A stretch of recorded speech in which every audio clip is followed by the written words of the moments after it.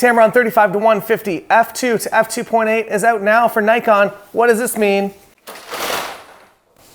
And what does it have to do with Cheez-Its? Other important questions. Am I switching back to Nikon full-time because of this? Is Canon in trouble now? Is Canon finally going to have to open up their mount to allow Tamron, Sigma, and Samyang to finally make RF lenses with autofocus? Other questions. Is Nikon going to beat Sony for camera sales this year? Is Sony going to go out of business? Well, you'll be happy to know that every Tamron lens you buy supports Sony. Oh, and Sony also makes the sensor in your Nikon camera. So Sony will still be getting paid. Don't you worry about them. Honestly though, Nikon is having a great year that is only getting better with the addition of this Tamron 35-150mm. This is the exact same lens that I've been using with my Sony cameras for the last year.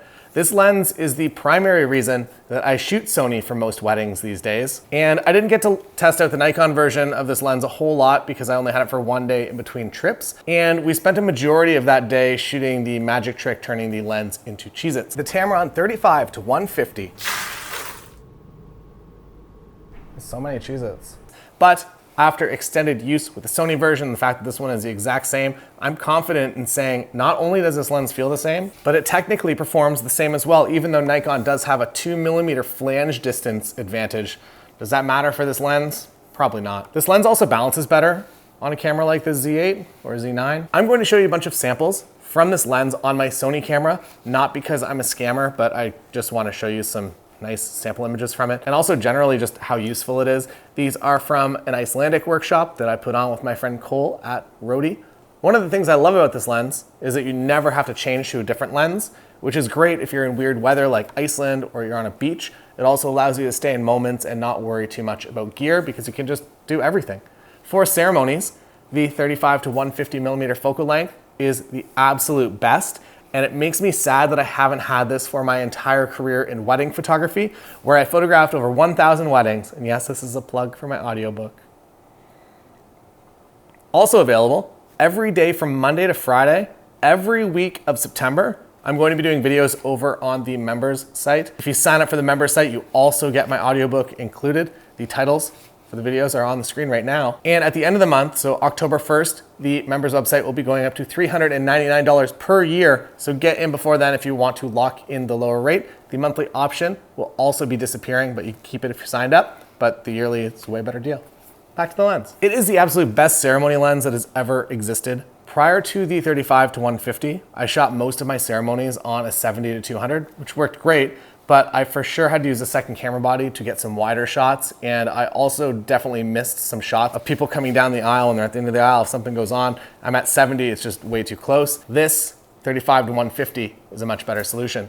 Now, one thing to warn you about, this lens is heavy, but it honestly, like the more I hold it, the nicer it just kind of feels on this camera. It feels heavy on the Sony camera, but on this, it kind of feels fine. And the weight isn't a total day ruiner, but for me, I don't know, I'm rethinking this point now. I made a bunch of points and now I don't know. Speaking to my use of this with the Sony camera, I will typically be moving to a 35mm prime for getting ready coverage and an 85mm prime for most of the reception. I have shot a full wedding day start to finish with my Sony kit, and you can definitely do that. And in low light environments, you are at 2.8, so you're kind of fine, but you do typically have to add some on or off camera flash in dim lit environments because usually weddings, when you get into the reception, they just get a little bit darker, a little bit candle lit. There are buttons and switches on this lens, and in all honesty, I don't ever use them. No, I'm not gonna lie to you and say that I use the autofocus, manual focus, because I just let the camera do most of the stuff now. But it is nice to have a little quick override if you ever do need it. Maybe I use that more specifically for landscape photography and not so much with wedding photography. You can also plug in this lens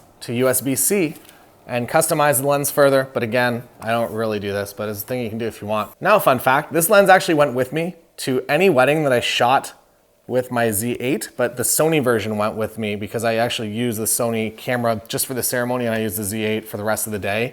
But the Sony camera and the 35-150 was still my ceremony go-to. For video, this lens might even be more beneficial than it is for photography. And I will be bringing this lens to a wedding as soon as I can. So maybe like this video if you want to see that, and subscribe to the channel. And I will be uploading that video at some point, hopefully in the near future.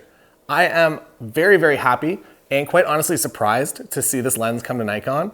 I know that over the past few years, Nikon has kind of become the industry underdog, and I'm kind of happy about that because it meant they were in a place that they needed to allow access to third parties to gain a little bit more market share. Canon is doing fine, so why not run a few more years only selling their glass before pissing off their entire customer base and pushing everybody to Nikon? But that's a choice they made. Sony's always been really chill about third-party lenses, even if they nerf some of the things like frames per second when using third-party lenses. So I am happy, and I'm really happy now for how this year is going for Nikon. Don't forget, members website goes up to $399 starting October 1st, so get in now, lock the current price in, and get those 20 videos that are coming to members every single Monday to Friday. So all the days, Monday, Tuesday, Wednesday, Thursday, Friday, all month long in September. That's right, I'm taking weekends off. Plus, when you sign up, you get instant access to another $4,000 in other content. And as always, 100% money back guarantee. You sign up, it's not for you, just send me an email. My email's right here, and I'll send you your money back. See you inside the members website and for those 20 videos, all of September. See you. There's no battery in this camera.